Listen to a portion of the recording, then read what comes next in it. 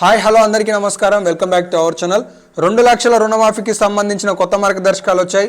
ఈ కొత్త మార్గదర్శకాలలో ఎవరు అర్హులు సాధించబోతున్నారు, ఎవరు అనర్హులు ఉండబోతున్నారు, అర్హులుగా సాధించిన వారికి 2 లక్షల నిధులు ఎప్పుడు అకౌంట్లో జమ కాబోతున్నాయి అనేవి కొత్త రూల్స్ ఏంటివి, కొత్త మార్గదర్శకాలు ఏంటివి అనేది పూర్తి స్థాయిలో మీకు నేను ఈ వీడియోలో క్లుప్తంగా వివరించబోతున్నాను. తప్పకుండా వీడియోని చివరి వరకు చూడండి. అలాగే రాష్ట్ర ప్రభుత్వం జూలై నెలలో రుణమాఫీ చేస్తే బాగుంటుందా, ఆగస్టు నెలలో చేస్తే బాగుంటుందా, కింద కామెంట్ సెక్షన్లో మీరు రాష్ట్ర ప్రభుత్వానికి ఏమి విజ్ఞప్తి చేయాలనుకుంటున్నారో కామెంట్ సెక్షన్లో కామెంట్ చేయండి. సో ఇక లేట్ చేయకుండా లేటెస్ట్ అప్డేట్స్లోకి అయితే వెళ్ళిపోదాం. ఈ 2 లక్షల రుణమాఫీకి సంబంధించిన ఈరోజు న్యూస్ అందరికీ వచ్చింది కాబట్టి మీరు కూడా మీ తోటి మిత్రులకి ముందు వాట్సాప్లో షేర్ చేసి వాళ్ళకు కూడా తెలియజేయండి.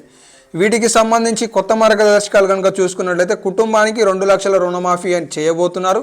దానికి సంబంధించిన కట్ ఆఫ్ తేదీ డిసెంబర్ 2018 12వ తారీఖు నుండి డిసెంబర్ 2023 9వ తారీఖుకి మధ్యలో ఎవరైతే రుణాలు తీసుకున్నారో, ఎవరైతే క్రాప్ లోన్లు పట్టా పాస్బుక్ ద్వారా ఎత్తుకున్నారో వారికి సంబంధించి ఉండబోతుంది. కుటుంబంలో మొత్తం 2 లక్షల వరకు రుణమాఫీ ఉండబోతుంది. దానికి సంబంధించి రేషన్ కార్డుని ప్రతిపాదికంగా తీసుకొని కుటుంబ సభ్యుల వివరాలను జతపరచబోతున్నారు.